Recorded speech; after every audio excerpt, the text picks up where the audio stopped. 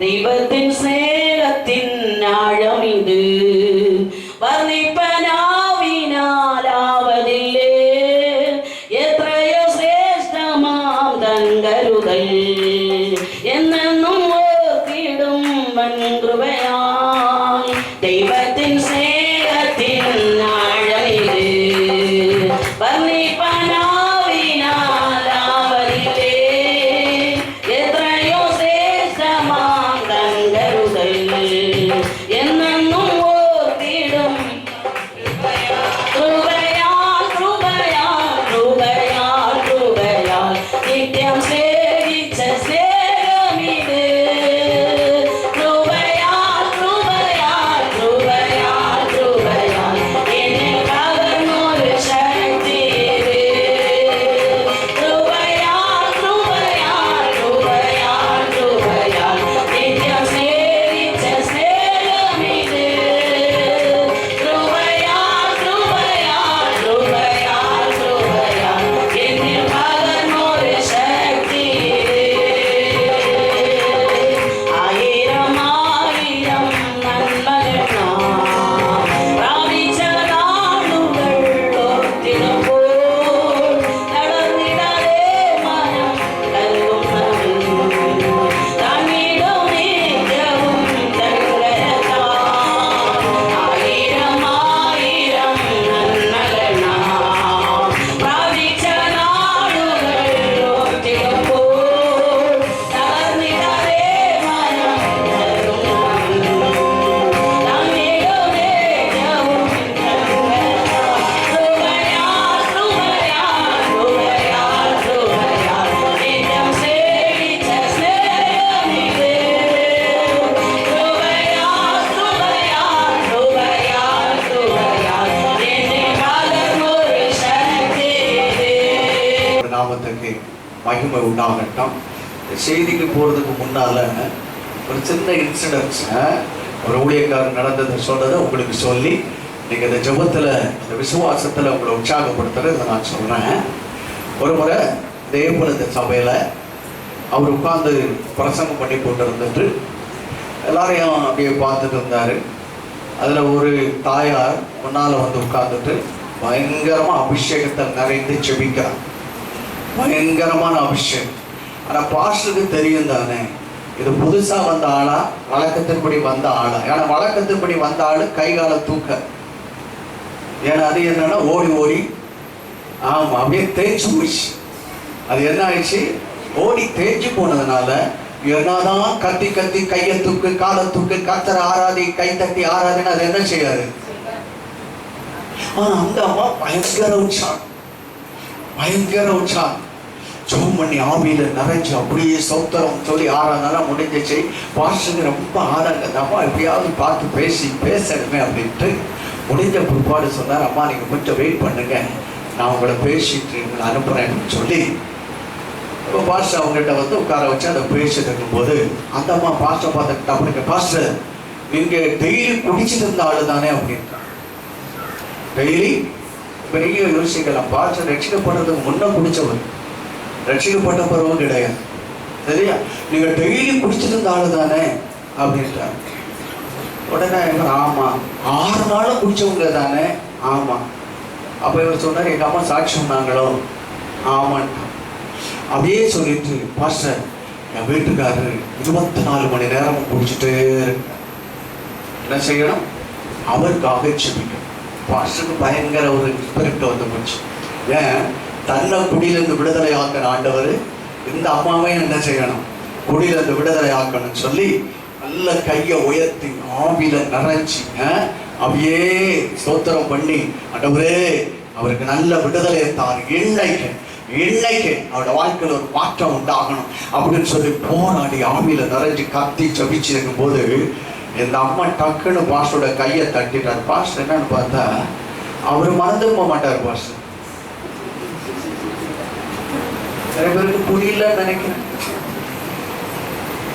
Pastor சொன்னது ஜபம் என்னது, என் வீட்டுக்காரர் குடியில இருந்து மனம் திரும்பணும். பாஸ்டர் அதை கேட்டு ஆவியில நிறைஞ்சு ஜபிச்சுட்டு இருக்கிறாரு. பாஸ்டர் தட்டி சொல்றாங்க, அவரு மனம் திரும்ப மாட்டார். அப்ப அந்த அம்மாவுக்கு உள்ளத்துல விசுவாசம் இருந்துச்சா? அப்ப பாஸ்டர் சொல்லி அனுப்பிச்சாரு, இன்னமும் வீட்டுக்காரன் மறந்திருப்பாது, காரணம் வீட்டுக்காரர் இல்லம்மா நீதான். நான் இன்னைக்கு சொல்றேன், நம்ம வீட்டுல எத்தனை ஆண்களுக்கு எல்லாம் இருக்காங்க, ஏன் நீங்க தான் நீங்க ஒத்துக்கணும். இங்க வந்து ஆவியில நிறைஞ்சு அப்படியே குதிக்கிறது. வீட்டுக்காரர் எப்படியாவது வரன்ற என்னால இப்ப நீங்களே சொல்லுவீங்க, அவர் வரமாட்டார் பாஸ்டர். என்னதான் ஜோம் பண்ணாலும் அவர் என்ன செய்ய மாட்டாரு, நீங்களே முத்திரை குத்திட்டீங்க. என்ன முத்திரை? அப்புறம் எப்படி ஆண்டவர் கிரியை செய்ய முடியும்? வேதம் சொல்றது எந்த மனிதனை ரட்சிக்க வல்லம் உள்ளவர் யாரு? ஆண்டவர். இப்போ ஏற்றுக்கொள்றீங்களா? நீங்க ஆவியில குதிக்கிறீங்க, ஆனா அவர் வீட்டுல என்ன பண்ணிட்டு இருக்க தெரியாது. சிலர் தண்ணியில உட்கார்ந்து இருப்பாங்க, சிலர் டிவியில உட்கார்ந்து இருப்பாங்க, சிலர் தம்முல இருக்கலாம், சிலர் கடவீதியில இருக்கலாம். பிரைஸ் எல்லாம் அவங்க மனம் மாறி இந்த சபைக்கு வரணுன்ற அக்கறை உங்களுக்கு இருக்கா? மனம் மாற மாட்டார் நினைக்காதீங்க. ஆண்டவர் அவரை தொடுவார்னு கர்த்தர் அவரை ரட்சிப்பாரு நம்பு. இந்த பிரசங்கத்துல சில ஆலோசனைகள் உங்களுக்கு வசனத்தோட நான் கொண்டு வந்து கொடுக்கிறேன். ஆண்டவர் நம்ம ஜெபிக்கிறது ஒண்ணு, நம்முடைய விசுவாசம் வேற இருக்கக்கூடாது. கர்த்தருக்கு ஸ்தோத்திரம் உண்டாகும். போன வாரத்துல பாஸ்டர் சொல்லும்போது சொன்னாரு, ஜெபம் செய்யணும், விசுவாசத்தோடு ஜெபிக்கணும். இது நடக்காதுன்னு சொல்லிட்டு மனதுல வச்சுட்டு பேருக்கு வந்து சோத்திர ஆண்டவரே நடக்கணும். எப்படி நடக்க சொல்ற, உனக்கே நம்பிக்கை இல்லை, உனக்கே அதை குறிச்ச ஒரு எண்ணம் இல்லை. எப்படி நடக்கும்? நீ நம்பணும். என் வீட்டுக்கார் ரட்சிக்கப்படுவார், என் அப்பா ரட்சிக்கப்படுவார், என் அம்மா ரட்சிக்கப்படுவார், என் குடும்பத்தில் உள்ளவங்க ரட்சிக்கப்படுவாங்கன்னு என்ன செய்யணும்? நீ அதை பூரணமா நம்பணும், கண்ணீரோடு செபிக்கணும், ஆண்டவருடைய சமூகத்தில் அதை எதிர்பார்க்கணும். கர்த்தருக்கு ஸ்தோத்திரம் உண்டாகட்டும். நான் சொல்றேன், ஒரு குறிப்பிட்ட காலங்கள் ஒரு பொருத்தனை வச்சு என்ன செய்யுங்க, ஜெபம் பண்ணுங்க. கடந்த நாட்கள் ஒரு தாயார்கிட்ட பேசிட்டு சொன்னாங்க, ஒரு இட காரியங்களுக்காக, அந்த பத்திர சம்பந்தமான காரியங்களுக்காக அது யார்கிட்டயும் கொடுத்து வச்சது, அது எங்க இருக்குன்னு சரியா தெரியல. ஆண்டோட சமூகத்துல வச்சு சொன்னாங்களா, ஒரு பொருத்தனை வச்சு, ஆண்டவரே இது எங்க இருக்குன்னு எனக்கு தெரியல, அதை வாங்கக்கூடிய ஆட்கள் வந்திருக்கிறாங்க, இது என்ன பண்ணணும்னு தெரியலன்னு சொல்லும் பொழுது நல்லா நீங்க தெரிஞ்சுக்கணும். ஜெபம் பண்ணி கொண்டு இருக்கும் போது அந்த ஐயா அந்த அம்மாவை தட்டி, இப்ப எனக்கு யார்கிட்ட கொடுத்தன்ற சிந்தனை வந்துச்சு. அல்லேலூயா சொல்லுங்க. அந்த ஞாபகத்தை யாரு கொடுத்தது? ஜெபிக்கிறதான நேரத்துல இவங்க ஜெபம் பண்ணி கொண்டு இருக்கிறாங்க. இவங்க ஜெபிக்கிற வேளையில அந்த ஐயா இவங்களை தட்டி, இப்ப நான் யார்கிட்ட கொடுத்தேன்னு எனக்கு என்ன வந்துச்சு, ஞாபகம் வந்துச்சு. அப்ப அவங்க ஞானத்தோடு அவர்கிட்ட பேசி சொன்னாங்க, ஐயா எங்க பத்திரம் உங்ககிட்ட இருக்கு, நீங்க எங்களுக்கு கொடுங்கன்னு சொன்ன போது, நான் எங்க இருக்குன்னு தெரியல, நான் தேடி கொடுக்கறேன், நான் சொல்லிட்டு வந்தா கண்டிப்பா கொடுப்பாரு. ஆமென் சொல்லுங்க. அப்ப இந்த ஜெபம் எந்த அளவுக்கு கிரியை செய்தது என்பதை நீங்க நம்பணும். நீங்க நம்பாத இருந்தீங்கன்னா ஒரு சுக்குக்கும் பிரயோஜனம் இல்லை. அல்லேலூயா சொல்லுங்க, அல்லேலூயா சொல்லுங்க, அல்லேலூயா சொல்லுங்க. எல்லாரும் கரங்களை உயர்த்தி அல்லேலூயா சொல்லுங்க. தேவன் என்றைக்கும் ஜெபத்தை கேட்கிறார். அல்லேலூயா, அல்லேலூயா. நம்முடைய ஜெபம் ஒன்றாக, விசுவாசம் வேற ஒன்றாக இருக்கக்கூடாது. ஜெபமும் விசுவாசமும் எப்படி இருக்கணும்? ரெண்டும் சேர்ந்தே இருக்கணும். ஆமென் சொல்லுங்க, ஆமென் சொல்லுங்க. கர்த்தர் என்றைக்கும் பெரியவராக இருக்கும். ஆமென். இப்போ நம்முடைய வசனத்துக்கு நேராக கடந்து செல்லலாம். இந்த வேத பகுதியில ஆண்டவராகிய இயேசு கிறிஸ்து சொன்ன ஒரு காரியங்களை இங்கே நம்ம படிக்கணும். சரிதானே? இப்போ ஒண்ணு அந்த வசனத்துல நம்ம பார்க்க போறோம். முதல் 16வது வசனத்துல சொல்லுது, அதற்கு அவர் ஒரு மனுஷன் பெரிய விருந்தை ஆயத்தம் பண்ணி, ஒரு மனுஷன் பெரிய விருந்து. இந்த ஒரு மனுஷன் யாரு? தேவன். இந்த ஒரு மனுஷன் யாரு? தேவன். பெரிய விருந்தை ஆயத்தம் பண்ணி என்ன பண்றாரு? அநேகரை அழைக்கிறார். நம்ம ஆவிக்குரிய இந்த விதங்களில, புதிப்பாட்டும் காரியங்களில அந்த பெரிய விருந்து யாரு தெரியுமா? இயேசுதான் அந்த பெரியவர். கவனிக்கணும். நீங்க ஒரு பெரிய மனுஷன், பணக்காரன் அல்லது செல்வந்தன், அவன் ஒரு பெரிய விருந்து என்ன பண்ணிடலாம்? ஆயத்தம் பண்றான்.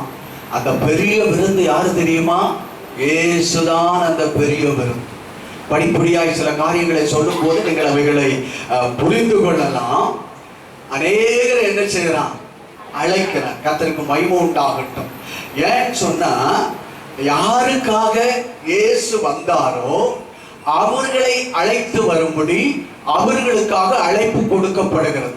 இயேசு யாருக்காக இந்த உலகத்துல வந்தார்? யாருக்காக வந்தார்? அதுக்கு பிற்பாடுதான் நமக்காக. முதல்ல இயேசு யாருக்காக வந்தார்? தன்னுடைய யூத ஜனங்களுக்காக ஆண்டவர் வந்தார். ஒரு வசனத்தை வாசியுங்கள். யோவான் எழுதின சுவிசேஷம், மன்னிக்கணும், மத்தேயு எழுதின சுவிசேஷம் 10ஆம் அதிகாரம் 6வது வசனம். மத்தேயு 10ஆம் அதிகாரம் 6வது வசனம். காணாமல் போன ஆடுகளாகிய இஸ்ரவேல் வீட்டாரிடத்துக்கு போங்கள். யாரை சொல்லி அனுப்புறாரு?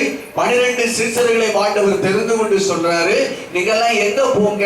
காணாமல் போன இஸ்ரவேல் வீட்டாராகிய ஆடுகளிடத்துல நீங்க என்ன செய்யுங்க? போங்க. காரணம், இயேசு இந்த உலகத்தில் யாருக்காக வந்தாரு தெரியுமா? யோவான் எழுதின சுவிசேஷம் 1ஆம் அதிகாரம் 11வது வசனத்தை வாசியுங்கள். யோவான் 1:11 வாசியுங்கள். அவர் தமக்கு சொந்தமானதிலே வந்தார், சொந்தமானவர்களோ அவர் என்ன செய்யல? ஏற்றுக்கொள்ளவில்லை. அப்ப இயேசு இந்த உலகத்தில் முதல்ல யாருக்காக வந்தார்? அவருடைய சொந்த ஜனங்களுக்காக வந்தார், யூத ஜனங்களுக்காக வந்தார். அவர்கள் அவர் என்ன செய்யவில்லை? ஏற்றுக்கொள்ளவில்லை என்று சொல்லப்பட்டிருக்கிறது. மகிமை உண்டாகட்டும். 17வது வசனத்துல வாசிக்கிறோம். லூக்கா 16:17 விருந்து வேளையில தன் ஊழியக்காரனை அழைத்து, நீ அழைக்கப்பட்ட இடத்துல போய் எல்லாம் ஆயத்தமாயிருக்கிறது, வாருங்கள் என்று சொல்ல சொன்னான். இது மறு அழைப்பு. இரண்டாவது ஒரு அழைப்பு. முதல்ல விருந்துக்கு வாங்கன்னு அழைச்சான். இரண்டாவது என்ன பண்ணிட்டான்? விருந்து எல்லாத்தையும் ஆயத்தப்படுத்திட்டு மறுபடியும் என்ன செய்யறான்? அவர்களை போய் அழைக்க அனுப்புகிறான். நல்ல நீங்க கவனிக்க வேண்டும் அன்பான கர்த்தருடைய பிள்ளைகளை. மறு அழைப்பு என்ன அழைப்பு? எல்லாம் ஆயத்தமாக இருக்கிறது, என்ன செய்யுங்க? வாருங்க, வாருங்க. கர்த்தருக்கு ஸ்தோத்திரம். கவனிக்க வேண்டும், தேவனுடைய ராஜ்யத்துக்கு தொடர்புள்ள ஒவ்வொன்றையும் தேவன் தாமாகவே ஆயத்தப்படுத்தி வைத்திருக்கிறார். அல்லேலூயா. நீங்க உட்கார்ந்து இருக்கிறோம். நமக்கு வேண்டிய தேவனுடைய ராஜ்யத்துக்கு தேவையான அத்தனையும் தேவன் என்ன பண்ணியிருக்கிறாரு? ஆயத்தப்படுத்தி வைத்திருக்கிறார். அல்லேலூயா. அடுத்து நீங்கள் கவனிக்க வேண்டும், அது தேவன் தாமே அவைகளை ஆயத்தப்படுத்தி இருக்கிறார். தேவன் ஆயத்தப்படுத்தின ஒரு விசேஷமான விருந்து என்பது யாரு? ஆண்டவராகிய இயேசு கிறிஸ்து. நீங்கள் நானும் செய்ய வேண்டியது என்ன? அழைப்பை ஏற்றுக்கொண்டு விசுவாசத்தோடு அந்த விருந்துக்கு ஆண்டவரிடத்துல வர வேண்டும் என்பதுதான் அந்த அழைப்பை கர்த்தர் அவர்களுக்கு கொடுத்தான். அல்லேலூயா சொல்லுங்க, அல்லேலூயா சொல்லுங்களா. ஆனா நம்முடைய வேதம் நமக்கு கற்றுக் கொடுக்கிறது. அங்க என்ன நடக்கிறது? 18வது வசனம். அவர்கள் எல்லாரும் என்ன செய்தார்கள்? ஆமா, அந்த 3 வசனத்தை சேர்ந்து வாசிங்க சத்தமா. அவர்கள் எல்லாரும் 18, 19, 20. யாராவது ஒருத்தர் சத்தமா படிங்க. அவர்கள் எல்லாரும் போக்கு சொல்ல தொடங்கினார்கள். ஒருவன் ஒரு வயலை கொண்டே நான் அகத்தியமாய் போவேன். இப்ப இங்க என்ன 3 சம்பவத்தை படிக்கணும் இல்லையா? அவர்கள் எல்லாரும் என்ன செய்ய தொடங்கினாங்க? அழைக்கப்பட்டு, அழைத்தது யாரு? நிஜமா விருந்து. ராஜா விட்டு விருந்து எப்படி இருக்கும்? யோசித்து பாருங்க. ஒரு செல்வந்தன் வீட்டு எப்படி இருக்கும்? விருந்து எப்படி இருக்கும்? நல்ல பயங்கரமான விருந்தெல்லாம் சொல்லி இவர்களை அழைக்கும் போது அழைக்கப்பட்டவங்க என்ன பண்ணி இருக்கிறாங்க? என்ன சொல்றாங்க? போக்குன்னா சாக்கு போ. நம்ம நிறைய வச்சிருப்போம்ல, சரியா? எல்லாத்துக்கும் நமக்கு என்ன உண்டு? எல்லாத்துக்கும் என்ன உண்டு? நமக்கு சாக்கு போ, சாக்கு போ. இவர்களையும் அழைக்கிறார். அழைத்த போது இவர்கள் சாக்கு போக்கு என்ன சொல்றாங்க? ஒருத்தன் சொல்றான், நான் ஒரு வயலை கொண்டேன். அப்படின்னு என்ன அர்த்தம்? நான் ஒரு வயலை வாங்கிட்டேன், அந்த வயலை என்ன செய்யணும்? அகத்தியமானா கட்டாயமா, அவசரமா. நான் இப்பதான் போய்ப்பேன். விருந்துக்கு பத்திரிக்கை அடிச்சு பத்திரிக்கை கொடுத்து நீ வந்து விருந்துக்கு வாப்பா, குடும்பமா வாங்கன்னு கஷ்டப்பட்டு கூப்பிடும் போது கூப்பிட்டவன்ட்டே சொல்லி அனுப்புறாருங்க, என்னை மன்னிச்சு கொள்ளுங்க. நீ பத்திரிக்கை கொடுக்கும் போதே சொல்லணும், என்னை மன்னிச்சுக்கப்பா, நான் வர முடியாதுன்னு. அப்போ சில நேரங்களை வர வச்சு வாங்க உட்காருங்க, வாங்க உட்காருங்க, எல்லாம் வச்சுட்டு கண்டிப்பா வந்துடும். இப்பதான் அவனுங்களை சொல்லியிருப்பாங்க, கண்டிப்பா வந்துடும். நான் பின்னால வரேன். சபையில நிறைய விருந்து ஆயத்தப்படுத்தி வாங்க வாங்க, சபையில விருந்து இருக்கு, ஆண்டவர் உங்களை நித்தியத்துக்குள்ள எல்லாத்தையும் ஆயத்தப்படுத்தி வச்சிருக்கிறார், வாங்க வாங்கன்னா பாஸ்டர் கண்டிப்பா பாஸ்டர் நம்ம உட்காந்து பார்த்துட்டு இருப்போம். அன்னைக்கு அந்த போக்கு சொல்ல தொடங்கினான். நான் கேட்கிறேன், ஒரு வயலை வாங்குறவன் பார்க்காம தான் வாங்குவான், இல்லை கண்ணை மூடிதான் வாங்குவான். இது நியாயமான சாக்கு போக்கா? சொல்லுங்களா? ஆமா, வயலை நான் அவசியமா பார்க்க போறேன்ட்டான். பார்க்காம வயலை வாங்கியிருப்பான். முதல் சொல்லிட்டான், நான் வர முடியாதுன்ட்டு என்னை மன்னிக்கணும்ட்டான். இப்ப ரெண்டாவது அடுத்த ஆள்கிட்ட போறாரு. என்ன வருது? வேற ஒருத்தன் வந்து சொல்றான், நான் எத்தனை 5 ஜோடி மாடு வாங்கிட்டேன், 5 ஜோடி மாடை வாங்கிட்டேன், அதை சோதித்து பார்க்க போகிறேன். எவ்வளவு பெரிய மண்ணை பார்த்தீங்களா? எவ்வளவு சாக்கு போ, நம்ப முடியுதா? ஐயா, மாடு வாங்குறவன் சோதிச்சு பார்க்காம வாங்குவாங்க. நிறைய பேர் பார்த்தீங்கன்னா அதனுடைய வாய் முதல் கொண்டு வயிறு வரைக்கும் எல்லாம் பிடிச்சு பார்ப்பாங்க. பார்த்துருக்கீங்களா? என்ன போய் பாருங்க, மாடு வாங்குற இடத்துல கால் வரைக்கும் என்ன செய்வாங்க, பிடிச்சு பார்த்து தான் அந்த ரேட்டை போடும்போது கூட மேலே துணியை போட்டு அதெல்லாம் பண்ணுவாங்க. அவனுக்கு தான் தெரியும் என்ன ரேட்டு. இப்படியெல்லாம் செய்யாமல மாடை வாங்கியிருப்பான். இப்ப விருந்துக்கு எஜமான் கூப்பிடுறாரு, இவன் சொல்லி அனுப்புறான், நான் 5 ஜோடி மாடை வாங்கிட்டேன், நான் என்ன பண்ண போறேன் சோதி. அதுலயே ஒரு வார்த்தை போட்டா என்ன மன்னிக்கணும். எல்லாத்துக்கும் ஒரு மன்னிப்பு. நம்ம என்ன செய்வோம் ஆங்கிலத்துல சாரி பாஸ்ட். என்னது? அதை யாரு கண்டுபிடிச்சான்னு தெரியல. சாரி எல்லாத்துக்கும் என்னது? சாரி பாஸ்ட். ஏன்னா தமிழ்ல சொன்ன அந்த வார்த்தை சரியா வராது. மன்னிச்சிங்கன்னா அது ஒரு மாதிரி sorry boss, sorry sister, sorry brother இல்லையா? இது மன்னிப்பு எதுக்கு எடுத்தான்? இவன் ரெண்டாவது இதை சொல்லிட்டான். மூணாவது ஒரு ஆள் வராரு, வேறொருவன் பெண்ணை விவாகம் பண்ணினேன், அதனால் நான் வரக்கூடாது என்றான். அவன்கிட்ட ஒரு கேள்வி கேட்கிறேன். புதுசா கல்யாணம் பண்ணின ஒரு பெண்ணு ஒரு ராஜா வீட்டு விருந்துக்கு கூப்பிட்ட போது போக விரும்ப மாட்டாங்க. எங்கெல்லாம் தேனிலவு கண்டு அங்கெல்லாம் போகணும்னு சொன்னா பொண்ணு என்ன செய்யும்? வேகமா ஓடியும். ஏன்? விருந்து இல்லையா, நம்ம போயிட்டு வருவோம், அதில் ஒரு ஆசையா இருக்கும். இவன் சொல்றான், நம்ம கல்யாணம் பண்ணிட்டு என்ன செய்ய முடியாது. ஏன் புதுசா கல்யாணம் பண்ணாம வெளியே எங்க போறது இல்லையா? எத்தனை வீட்டுகளில் விருந்து வைக்கிறாங்க, போறாங்களா இல்லையா? போறாங்களா? ஆனா இவன் ராஜா வீட்டு விருந்து, எஜமான வச்ச வீட்டுக்கு விருந்துக்கு என்ன சொல்றான்? நாங்க என்ன செய்ய முடியாது, வர முடியாதுன்னு சொல்றான். அன்பானவர்களே, நல்ல கவனிக்கணும். நம்ம இவங்க 3 பேரும் ஏதோ விரும்பப்படாத நிகழ்ச்சியில் கலந்து கொள்வதற்கு அழைக்கப்பட்டது போல அதை தவிர்க்கும்படி நடந்து கொண்டார்கள். புரியுதா? ஏதோ தேவையில்லாத ஒரு விருந்துக்கு இந்த எஜமான் அழைத்தது போல நினைத்து கொண்டு இந்த விருந்திலே நான் கலந்து கொள்ள மாட்டேன்னு என்ன பண்ணிட்டாங்க? அதை தவிர்த்து விட்டார்கள். அதை தவிர்த்து விடுவதற்காக இப்ப என்ன செய்கிறார்கள்? போக்கு சொல்ல ஆரம்பித்தார்கள், சாக்கு போக்கு சொல்ல ஆரம்பித்தார்கள். நம்முடைய வேதம் நமக்கு கற்றுக் கொடுக்கிற காரியம் என்ன? நம்ம பல காரியங்களை சாக்கு போக்கு சொல்லி வைத்திருந்தாலும் ஆண்டவருடைய வசனம் நமக்கு சொல்லுகிறது. நீங்கள் வாசித்து பாருங்கள். 19வது வசனமும் 20 மன்னிக்கணும் படிச்சுட்டு 21 படிங்க. அந்த ஊழியக்காரன் வந்து இதை என்ன பண்ணிட்டான்? தன் எஜமானுக்கு அறிவித்தான். என்ன அறிவித்தான்? ஐயா, முதல் என்ன பண்ணிட்டான்? ஏதோ இடத்த வாங்க போயிட்டானா, வர முடியாது, நான் மன்னிக்கணும்ட்டான். 2வது ஆள் ஏதோ மாடுகளை வாங்கிட்டானா, அவனும் வர முடியாதுன்ட்டான். 3வது ஆள் புதிய கல்யாணம், புதிய கண்ணியும் கப்பல், ஆனால் அவங்களும் வர முடியாதுன்ட்டாங்க. அப்படின்னு யார்கிட்ட சொல்றாங்க? எஜமான்கிட்ட சொல்றாங்க. எஜமான் சரி பரவாயில்லப்பா அப்படின்னா அந்த எஜமான் சொல்றாரு, நீங்களே ஏன்ட்ட வந்து பாஸ்டர் நீங்கள் எனக்கு வர முடியாது பாஸ்டர், நாங்கள் வரமாட்டேன்னு ஃபோன் பண்ணிட்டீங்கன்னு வச்சுக்க, நான் என்ன சொல்லுவேன்? சரி போயிட்டு வாங்க. ஏன் இல்லை, நீங்க போகக்கூடாதுன்னு சொன்னாலும் நான் என்ன செய்யணும்? நீங்க கேட்க மாட்டீங்க.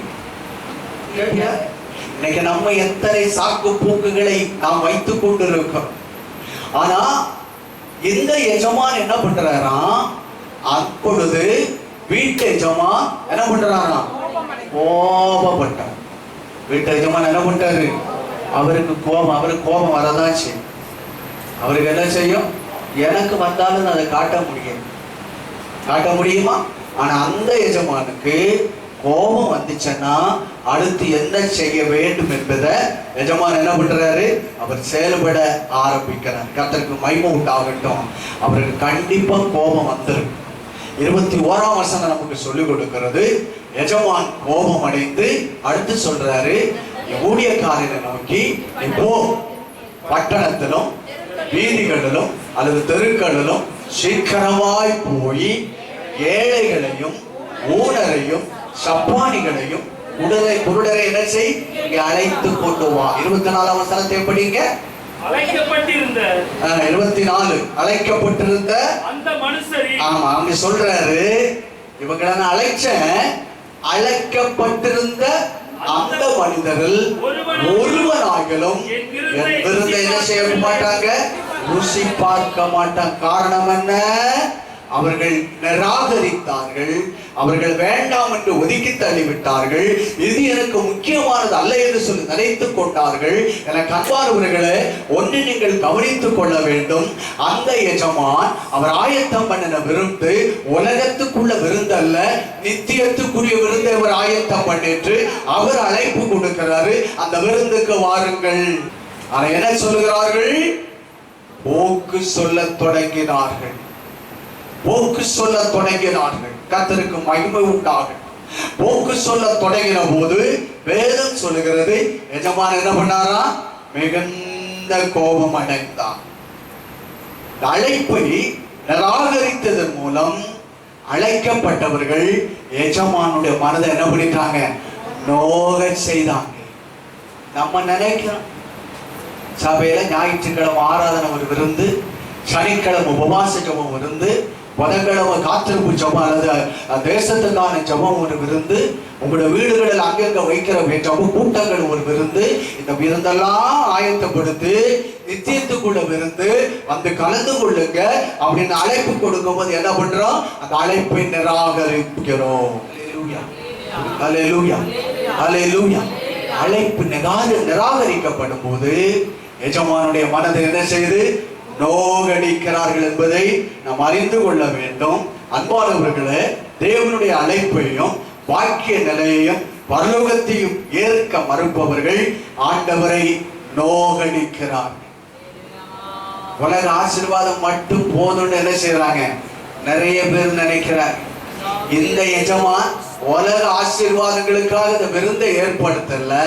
இந்த உலக ஆசீர்வாதங்கள் கொஞ்ச நாட்கள் உங்களுக்காகவும் எனக்காகவும் தேவன் நித்தியத்துல பரலோகத்துல ஒரு விருந்தை ஆயத்தப்படுத்தும்படியாக இந்த பூமியில உங்களுக்கு அழைப்பை தேவன் கொடுத்து திருச்சபையிலே கர்த்தர் வைத்திருக்கிறார். அல்லேலூயா, அல்லேலூயா. உலகத்துல இருக்கும்போது எத்தனை பேருக்கு அதை குறிச்ச ஒரு அக்கறை இருக்கு. 1 கொரிந்தியரில் சொல்லப்பட்டிருக்கிறது, இம்மைக்காக மாத்திரம் ஒரு மனிதன் கர்த்தர் மேல நம்பிக்கை உள்ளவனாக இருந்தால் எல்லா மனிதரை காட்டிலும் அவன் பரிதபிக்கப்படத்தக்கவனாக இருப்பான். கர்த்தருக்கு ஸ்தோத்திரம் உண்டாகட்டும். உலகத்துக்காக மட்டும் கர்த்தர் மேல நம்பிக்கை வைக்காதீங்க. உங்களுக்கெல்லாம் ஒரு எண்ணம் வரணும், நான் நித்தியத்திலே பங்கடைய வேண்டும். அல்லேலூயா, அல்லேலூயா, அல்லேலூயா.